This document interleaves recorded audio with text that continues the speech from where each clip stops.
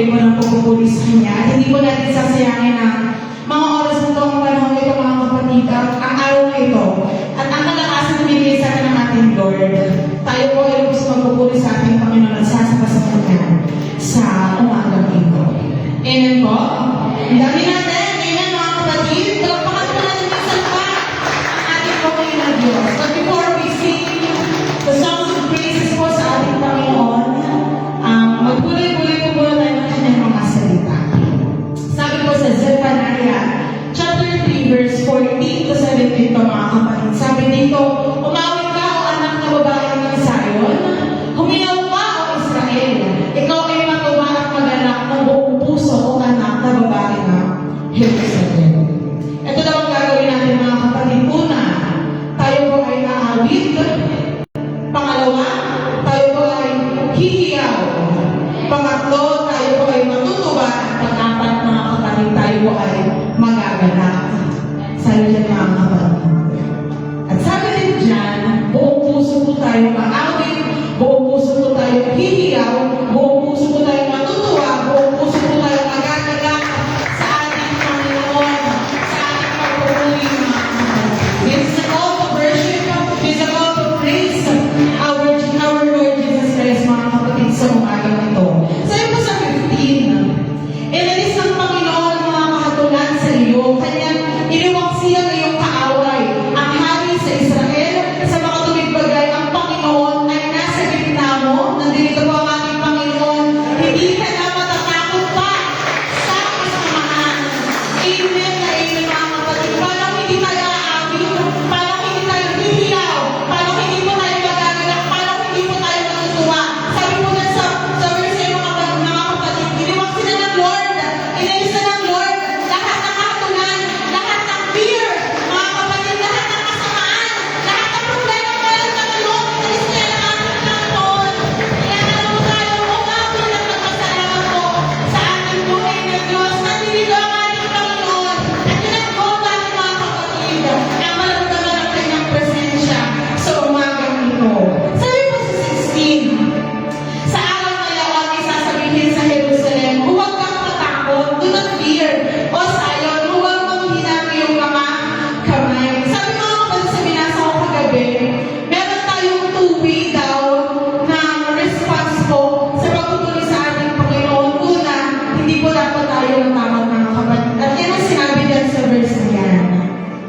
Sabi dun sa una, di ba, tayo ay matutuwa, hihiyaw, magagalak, aawit. Sapagkat tinilisan ng Panginoon ang mga problema natin mga kapatid, yung sila yun ang ating Panginoon. Sabi niya, huwag daw tayong matakot. Ayun po yung unang way na ang pagsamba po natin sa ating Panginoon. At pangalawa, gamit po ang kalakasan na binigay sa atin ng ating Panginoon. Huwag manghina ang iyong mga kamay. Meron po tayong dalawang kamay mga kapatid. At gagamitin po natin yan upang ipanakot niya sa ating Panginoon. Gagamitin po natin upang ipanakot sa ating Panginoon. Huwag po tayong matakot. Ibigin po talaga natin ang buong kalakasan po natin sa pagpupuri sa ating Panginoon. At sabi sa 17 mga kapatid, ang Panginoon mong Diyos ay nasa gitna mo. Inulit yung mga kapatid, nandito po ang ating Panginoon.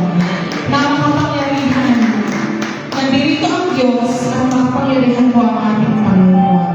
Na magliligtas, siya'y magagalak dahil sa iyo na may kagalakan, siya'y magpapahinga sa kanyang pag-ibig, siya'y magagalak sa iyo na may pag-awit. Hayaan natin mga kapatid na ang pag-ibig at kagalakan po ng ating Panginoon ay masaksihan po natin sa araw na ito sa pamamagitan po ng ating pagpupuri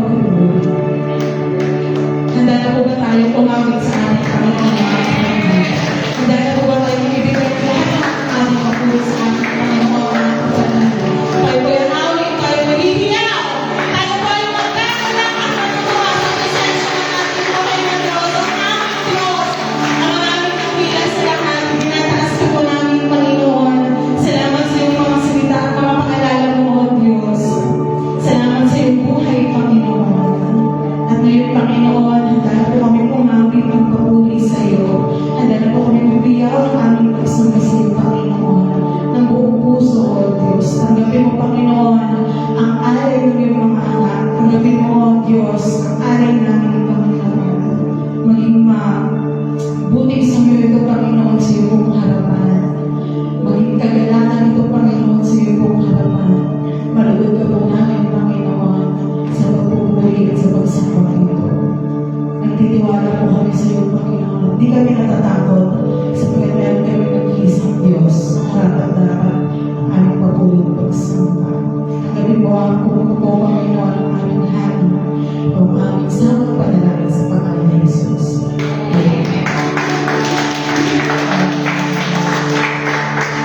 Nasa ngayon po tayo sa salitang binulay natin na ang Diyos natin ay karapat-dapat sa pinakamataas sa pagpurit at pagsamba. Sa ating pag-awit, alam ko, bukas na ang ating mga puso, mga kapatid. Malaya na ang ating mga kamay, hindi na ito makagapos. Kahit ang ating pangangatawan, alam ko, inihanda ng Panginoon ang buhay na ito para papuritan siya sa araw na ito. At mga awit natin, gawin natin panalangin sa Panginoon.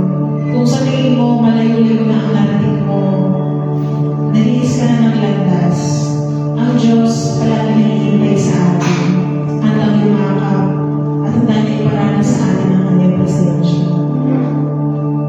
Ayaw ng ating Panginoon na tayo mawalan sa kanyang mga kamay. Kaya sa ating pag-awit, gawin natin itong panalangin na paglapit sa ating Panginoon. Narito tayo muli, at handa tayong bumalik, at sa ating pabalikan na tayo magpatuloy. At sa lahat ng bagay na ito, mga kapatid, purihin at takila po ang ating Panginoon.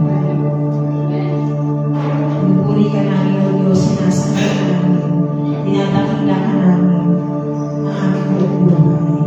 At sa lahat ng pagsubok, sakit, karamdaman, alam namin, Panginoon, narito ang iyong presensya, narito ang iyong pagyakap, narito ang iyong pagtalinga, Panginoon. Ito ang aming awit. Iyong hindi, itong dala.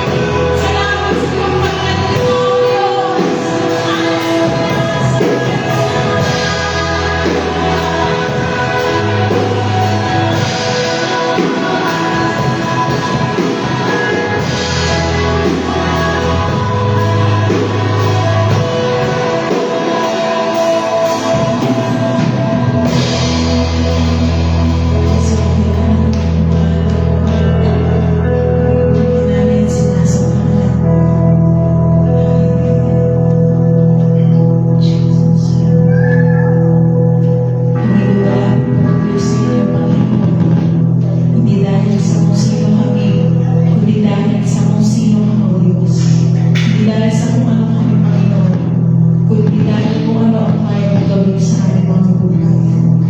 Tunay ng Diyos ka sa amin, Diyos kang hindi nagbago, Diyos kang hindi nagmahal. Salamat dahil narito ka sa aming presensya.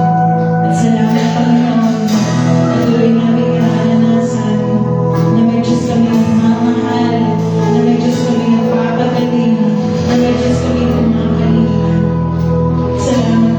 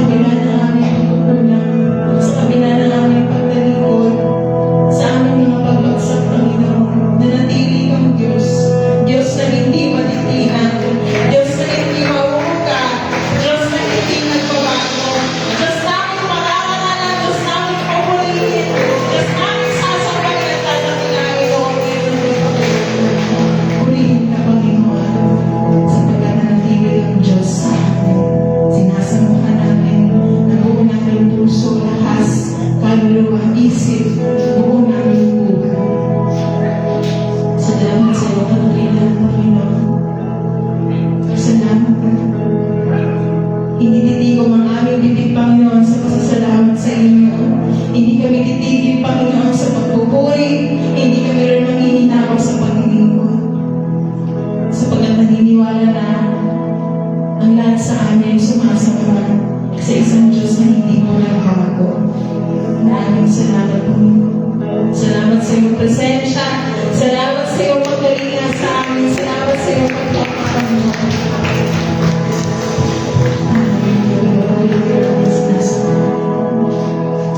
Nakina ang ating Panginoon Diyos.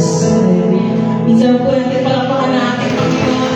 Yung palakpak kami ng Father na lakas ng Lord. Gusto ko sa iyo, Jesus, sa lahat ng mga salamat sa ating Panginoon. Napakabuti po ng Lord din. Kung isipin natin yung mga awit na inaawit natin sa ating buhay ng Diyos, kulang talaga yung buhay natin mga kapatid para ipagligod sa Panginoon. Amen. Sobrang dakilan ng Lord sa buhay natin. Ang dami natin ginawa laban sa ating Diyos. Pero ang pag-ibig ng Diyos sa atin hindi po nagbago. Sobrang dakila po ng ating Panginoon. Amen. Amen. Hallelujah. Palakpakan po natin muli natin Diyos. Muli natin sa kawitan na may dalang sa ating mga puso. Sino dito yung nag-aakalak na nandito siya sa ating panambahan? Sino dito yung nag-aakalak? Kasi alam niya, sa tabi niya, sa harap niya, naroon ang ating Panginoon. Amen? Yan na yun mga kapatid. Nakasin natin, amen? Hallelujah! Hallelujah! At kaya ako po namin yung patuloy na sumaba, patuloy sa ating Panginoon. Napalakpak po natin ang ating mga kamay. Sumayo ka, patuloy tayo. Hallelujah! Naman po natin lahat. Bawat isa. Sumama po kayo sa pagpupuri. Sabayan niyo po kami. Tayo na. Pupurihan natin ang ating buhay ng Diyos. Amen? Hallelujah! Pwede tayo po malakpak. At nagano na. Kaya natin ang ating buhay na sa pagpupuri at sa basahan ng buhay ng Diyos. Hallelujah! Ako ay aawit sa ating Diyos. Oh! Si Jesus! Ako ay sasayaw sa Panginoon. Si Jesus! Hallelujah! Ako ay sisigaw sa ating Diyos. Si Jesus! Ako'y magpupuri sa ating Diyos. Ang iyong tapat na narapat na pagpapuri.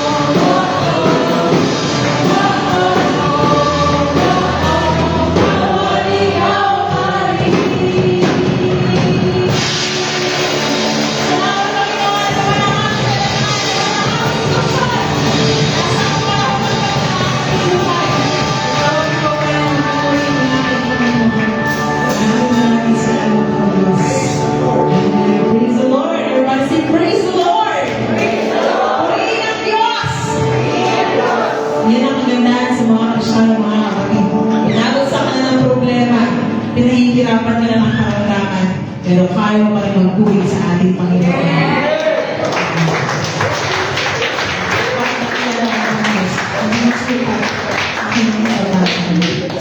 Hallelujah. Napakasarap na sa presensya mo, Panginoon. Napakasarap malaman na Diyos kang tapat, hindi nagbago sa aking mga buhay. Patuloy namin awitin ang pag-asa na aming hinahawakan na ang Diyos na aming sinasamba ay hindi kami iniwan, hindi kami pinabayaan. Salamat, Panginoon, sa iyong mga kamay na hindi umiksik, sa iyong mga pandinig na hindi nagsara sa aming mga panalangin. Hindi namin masukat, Panginoon, ang lawak ng iyong katakilan. Hindi namin maunawaan ang lalim ng iyong pag-ibig. Ang alam lang namin, Panginoon, na sa lahat ng ito, kasama ka namin. Kasama ka sa iyong mga salita, sa kanaghoy.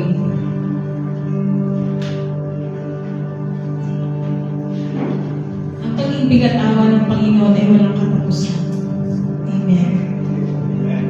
Iyan ang dahilan kung bakit hindi tayo lubusang nalipol. Maraming pagkakataon sa buhay natin. Hindi lang tayo basag, hindi lang tayo durog. Talagang mawawalkot na tayo mga kapatid. Parang hindi tayo makakausap, hindi tayo makakaahon. Parang nandun na lang tayo sa ganung sitwasyon. Pero yung dahilan kung bakit hindi tayo nalipol, kasi naawa at inibig tayo ng ating Panginoon. Araw-araw, ay pinapakita niya ang kanyang habag. Basahin nga po natin. Dakila ang isa pa po, dakila ang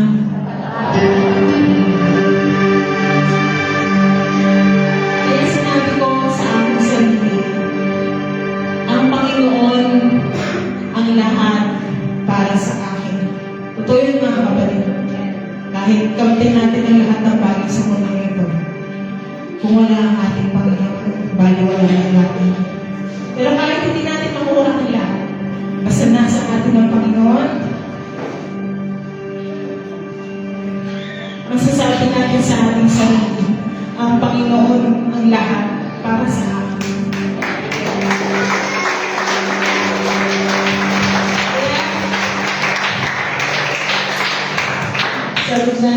Kaya sa kanya ako nagtitiwala. Ang tao, ang mundo, pwede tayong maasahin, pwede tayong bitinin, pwede tayong lamukin, diba? Pero ang ating Panginoon, kung ilalagak natin sa Kanya, ang ating pagtitiwala, masasabi natin talaga na siya ang lahat-lahat sa atin. And having Christ in our lives, sobrang sapat na mga kapatid. Ang ironic nga ino, sobrang pero sapat. Pero ganoon ang ating Panginoon. Sabi niya nga sa kanyang mga salita, palaging sufficient ang grace niya para sa atin. Kaya tayo nagtitiwala sa Panginoon. Kasi kaya tayo nagtitiwala, alam natin tapat ang Diyos eh. Kaya kung may prayer ka sa puso mo ngayon, sige, isipin mo na. Isipin mo yung panalangin na meron ka sa puso mo, yung pangarap na meron ka sa buhay mo, yung gusto mong kunin sa Panginoon, isipin mo na, sabihin mo na. Kasi sama-sama natin yung ilalagak sa pangalan ng Diyos na umibig at nakakabag sa ating mga kapatid. At pinagkakatiwala natin sa kanyang mga kamay sa mga oras na ito. Ang isang bagay na lubos niyang maiingatan, yung ating mga panalangin, yung ating inaasahan, yung ating kaligtasan, nasa kamay na ng ating Panginoon. Ipatuloy tayo mag-uli sa mga umawit at manahan sa pag-awit natin ng mga awit na ito. Magtiwala tayo sa Panginoon at patuloy tayo umasa na yung buhay na pinagkaloob niya sa atin, hindi lang dito, kundi siya talaga yung nangako ng buhay na walang hanggan para sa atin. tuloy tayong manahan sa kanyang presensya. Hawak ang mga panalangin na inaalay natin sa kanya. At gamitin ang katapatan na ating Panginoon. Sadyang ibuti ang ating Panginoon. Tatapat sa pagkakataon. Maging